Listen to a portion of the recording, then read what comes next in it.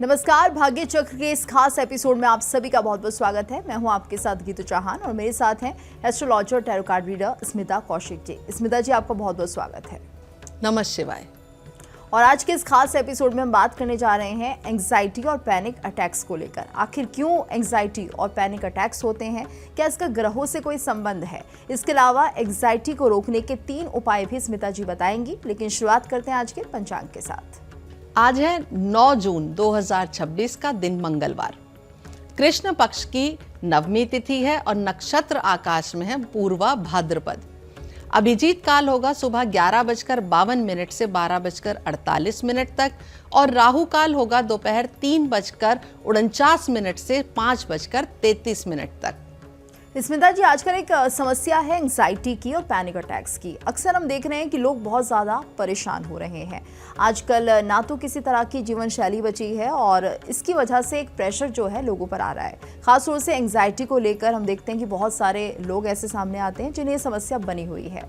तो क्या इसमें ये माना जाए कि ये जो समस्या है इसके पीछे ज्योतिषीय कारण भी हो सकता है, ग्रहों का कोई संबंध भी हो सकता है?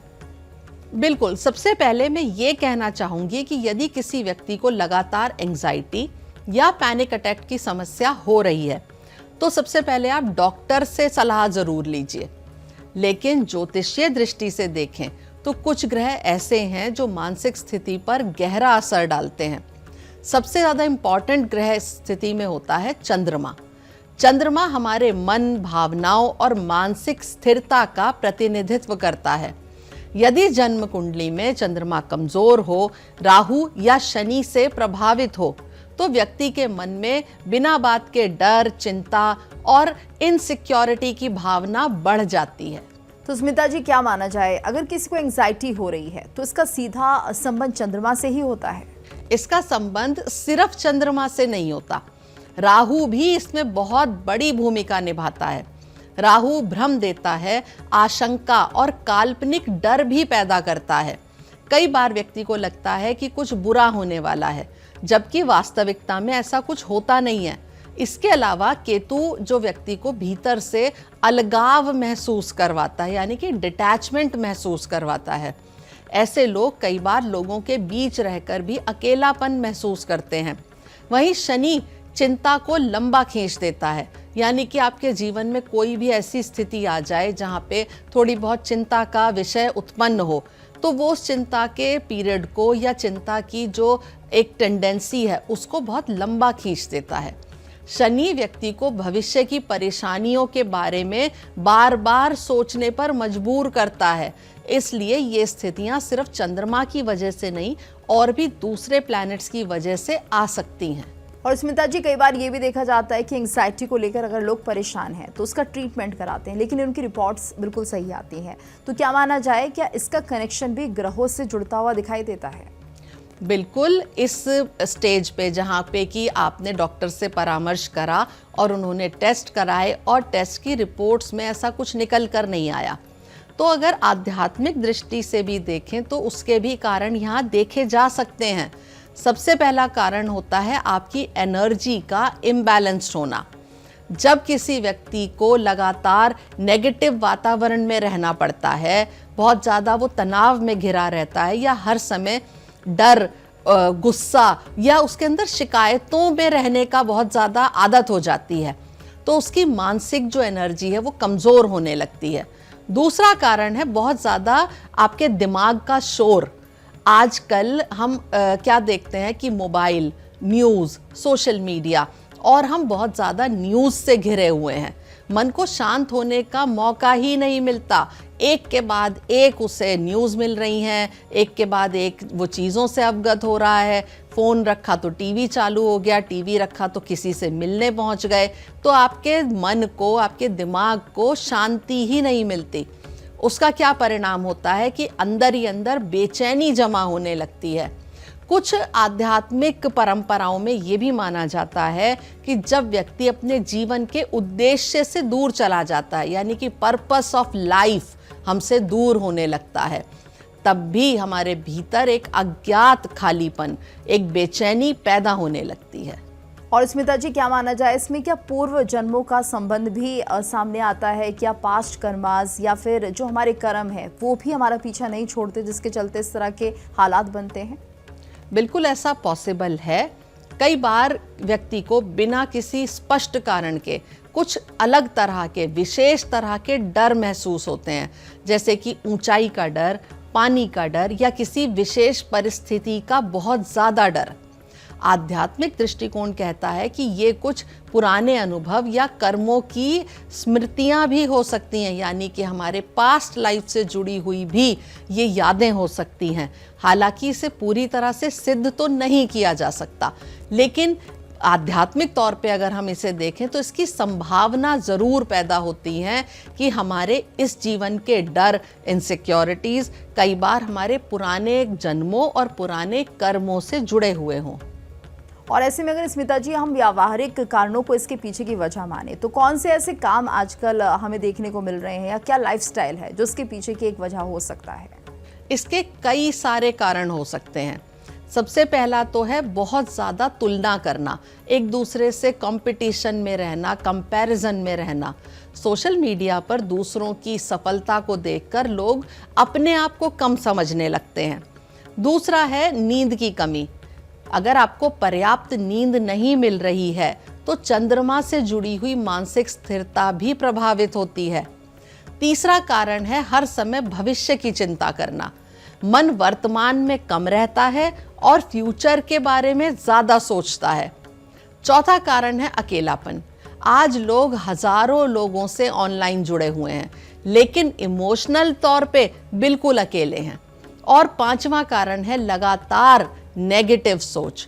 जब मन हर परिस्थिति का सबसे बुरा परिणाम सोचने लगे, यानी कि कोई भी आपके जीवन में समस्या है तो उसके बारे में सोचते सोचते हम इतना नीचे तक सोचने लगते हैं कि जिसके कारण हमारा डर और एंजाइटी बढ़ जाती है। तो इन सारे कारणों को अगर हम एक साथ रिलेट करें, एक साथ रखें, तो ये सारे कारण बन सकते हैं हमारी एंजाइटी या पैनिक को बढ़ाने वाले। ऐसे में स्मिता जी, क्या माना जाए, जो ग्रह होते हैं वो हमें सिर्फ केवल संकेत देते हैं, लेकिन जो हमारी आदत होती है, हमारा व्यवहार होता है, वो भी एक बड़ी वजह रहता है एंग्जाइटी का? बिल्कुल, ज्योतिष हमें संभावनाएं और प्रवृत्तियां दिखाता है, यानी कि पॉसिबिलिटीज से वो हमें अवगत करा सकता है, लेकिन हमारा व्यवहार, हमारी जो जीवन शैली है और हमारी सोच, ये सब भी उसमें एक बहुत महत्वपूर्ण भूमिका निभाती हैं।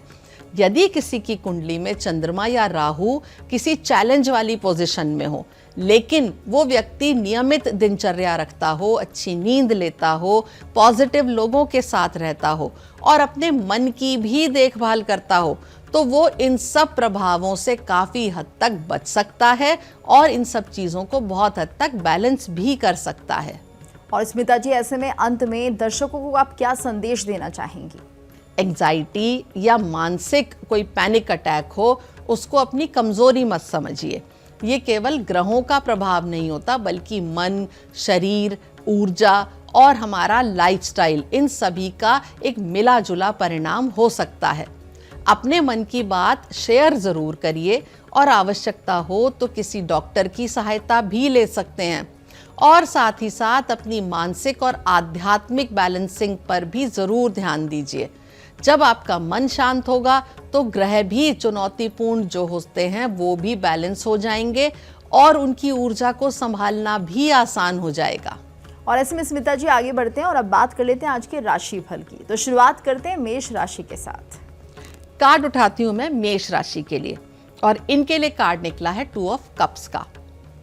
आज रिश्तों में मधुरता और आपसी समझ बढ़ेगी। किसी प्यारे व्यक्ति के साथ दिल से की गई बातचीत मन को खुशी दे सकती है। सहयोग और समझदारी से जुड़े कामों में भी पॉजिटिव परिणाम मिल सकते हैं। प्रेम, विश्वास और अपनापन आज आपके दिन को खास बनाएंगे। आपके लिए शुभ रंग गुलाबी होगा और शुभ अंक होगा 2 और उपाय होगा आज किसी ज़रूरतमंद को मीठी वस्तु का दान करिए। अब आती है बारी वृषभ राशि की। इनके लिए कार्ड निकला है 7 ऑफ सॉर्ड्स का। आज किसी भी काम में पूरी जानकारी के बिना भरोसा मत करिए। अपनी योजनाओं और इम्पॉर्टेंट बातों को फिलहाल सीमित लोगों तक ही रखिए। समझदारी और सतर्कता से लिया गया कदम आपको अनावश्यक उलझनों से बचा सकता है। शांत रहकर स्थिति को परखेंगे तो आपके लिए रास्ते साफ होते जाएंगे। शुभ रंग आपके लिए ग्रे होगा और शुभ अंक होगा 7। और उपाय होगा, आज पक्षियों को दाना डालिए और किसी से भी कटु वचन बोलने से बचिए, यानी कि अपनी भाषा को अच्छा और मीठा रखिए। और अब बात कर लेते हैं स्मिता जी, मिथुन और कर्क राशि के जातकों के लिए आज का दिन कैसा रहेगा और उन्हें क्या उपाय करने हैं? अब कार्ड उठा रही हूं मैं मिथुन राशि के लिए और इनके लिए कार्ड निकला है चैरियट का। आज आत्मविश्वास और दृढ़ संकल्प आपके सबसे बड़े साथी होंगे। जिस काम को लेकर आप प्रयास कर रहे हैं उसमें आगे बढ़ने के अच्छे संकेत भी मिल रहे हैं। चुनौतियां आएंगी लेकिन आपका धैर्य और मेहनत आपको मंजिल के करीब ले जाएंगे। अपने लक्ष्य पर ध्यान बनाए रखिए, सफलता आपके पक्ष में बिल्कुल आएगी। शुभ रंग आपके लिए पीला होगा और शुभ अंक होगा 7। और उपाय होगा, आज सूर्य को जल अर्पित करिए और किसी जरूरतमंद को पीला फल दान करिए। अब मैं कार्ड उठाऊंगी कर्क राशि के लिए और इनके लिए कार्ड निकला है 10 ऑफ डिस्क का। आज परिवार, धन और स्थिरता से जुड़ी खुशियां मिलने के योग हैं। लंबे समय से किए गए प्रयासों का सकारात्मक परिणाम दिखाई देगा, जिससे मन भी संतोष में रहेगा। घर का माहौल सुखद रहेगा और अपनों का सहयोग भी मिलता दिखाई देगा। आर्थिक मामलों में भी मजबूती और सुरक्षा का एहसास होगा। शुभ रंग होगा आपके लिए हरा और शुभ अंक होगा 1। और उपाय होगा, आज किसी जरूरतमंद को अनाज का दान करिए और बड़ों का आशीर्वाद लीजिए।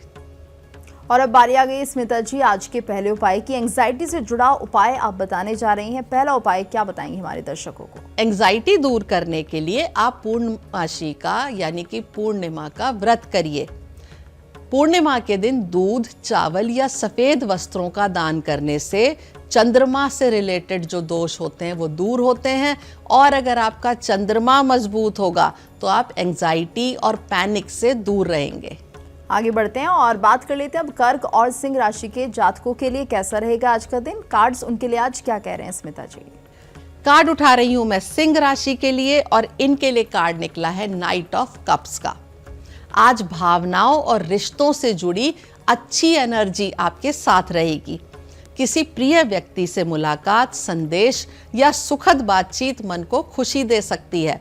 मन में प्रेम, करुणा और अपनापन बढ़ेगा, जिससे रिश्तों में मधुरता आएगी। अपनी भावनाओं को संतुलित तरीके से व्यक्त करना आपके लिए लाभदायक रहेगा।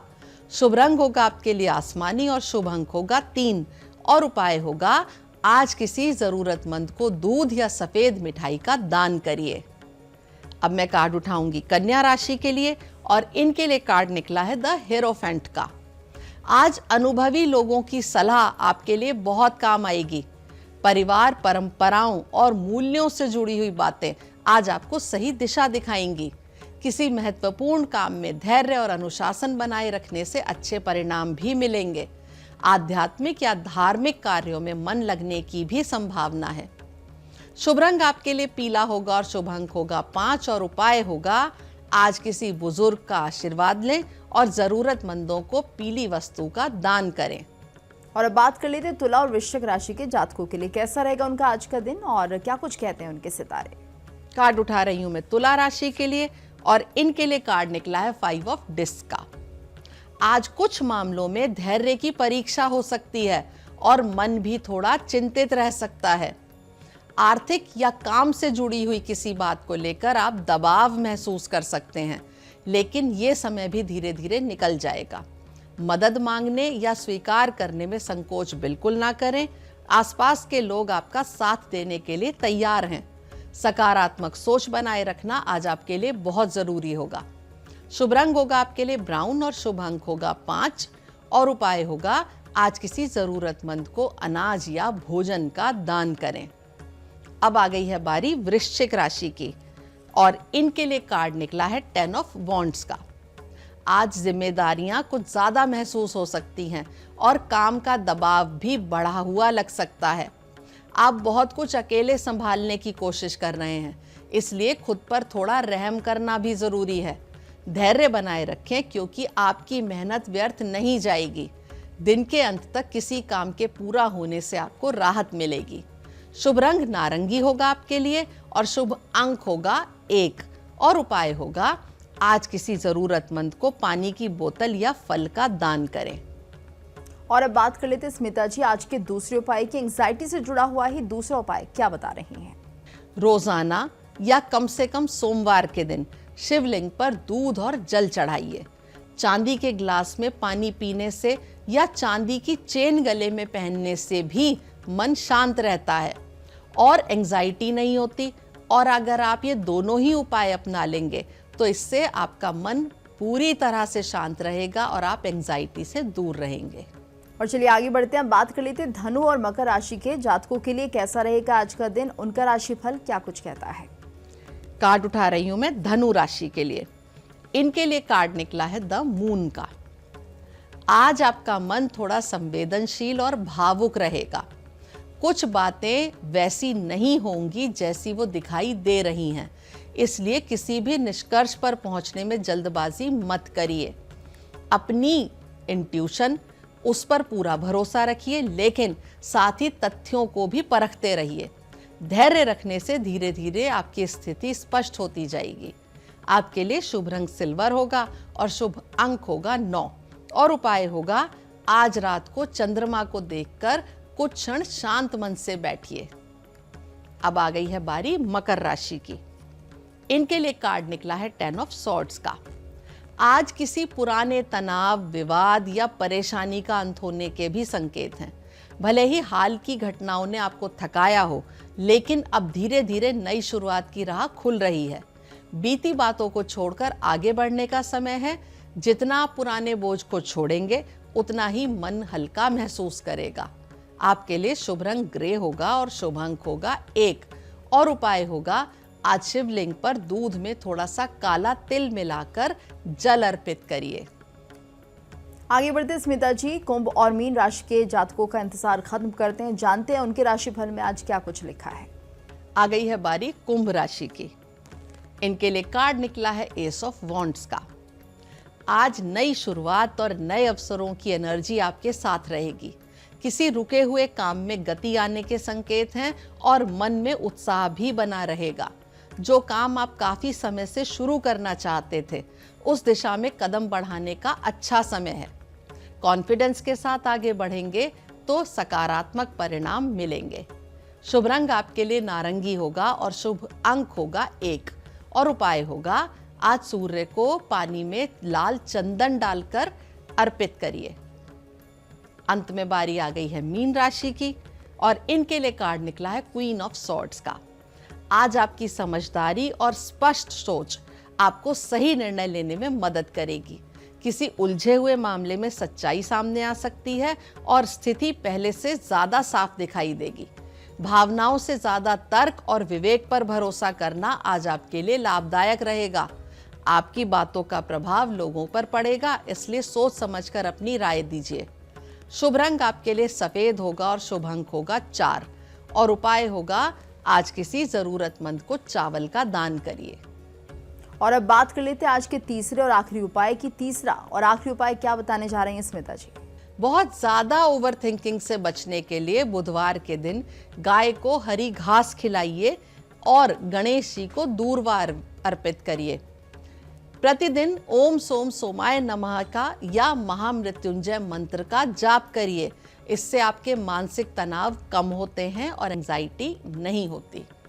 स्मिता जी, ऐसे में अगर हम बात करते हैं बच्चों की, तो क्या बच्चों को भी एंजाइटी होती है और ये किस लेवल की होती है? और जो बच्चे बोल नहीं पाते, समझा नहीं पाते, हम उनके लक्षणों को कैसे पहचानें? देखिए, एंजाइटी हमें किसी भी उम्र में हो सकती है, बड़ों को भी, बुजुर्गों को भी और बच्चों को भी। आप देखेंगे जो एडोलेसेंट बच्चे होते हैं, यानी कि 12 साल से ऊपर वाले बच्चे, आजकल उनके अंदर एंजाइटी के लक्षण बहुत ज़्यादा दिखाई देते हैं। आपने देखा होगा कि बच्चे आजकल बहुत जल्दी गुस्सा हो जाते हैं, नाराज़ हो जाते हैं या अकेले रहना पसंद करते हैं। कई बार बच्चे समझा नहीं पाते कि उनके मन में आखिर चल क्या रहा है। तो बड़ों का ही या उनके पेरेंट्स का ही काम होता है कि उनके लक्षणों को पहचान कर ये समझने की कोशिश करें कि शायद वो एंजाइटी में है या तनाव में है। तो उनके तनाव को समझकर सबसे पहले तो ज़रूरी है कि किसी अच्छे कंसल्टेंट से वो मिलें, खुद भी अच्छी कंसल्टेंसी देने की कोशिश करें, उनकी बातों को समझें, और अगर बच्चा आपके साथ ओपन अप नहीं हो पा रहा है या आपके साथ सहज नहीं है तो अच्छे किसी साइकेट्रिस्ट या साइकोलॉजिस्ट से मिलिए और बच्चे की समस्याओं का समाधान करने की कोशिश करिए। स्मिता जी, आप हमारे स्टूडियो में आई, इतने अच्छे उपाय हमारे दर्शकों को बताया और साथ ही साथ आज का राशि फल भी बताया, इसके लिए आपका बहुत बहुत धन्यवाद। नमः शिवाय। और इसी के साथ भाग्य चक्र के आज के इस खास एपिसोड में इतना ही। कल फिर आपसे होगी मुलाकात एक और नए टॉपिक के साथ, तब तक के लिए हमें दीजिए इजाजत। नमस्कार। देखिए इंडिया डेली 24/7 अब आपके स्मार्ट टीवी पर। इंडिया डेली मौजूद है सभी डिजिटल प्लेटफॉर्म पर लाइव और लगातार। इंडिया डेली 24/7 हर दिन राष्ट्र को समर्पित।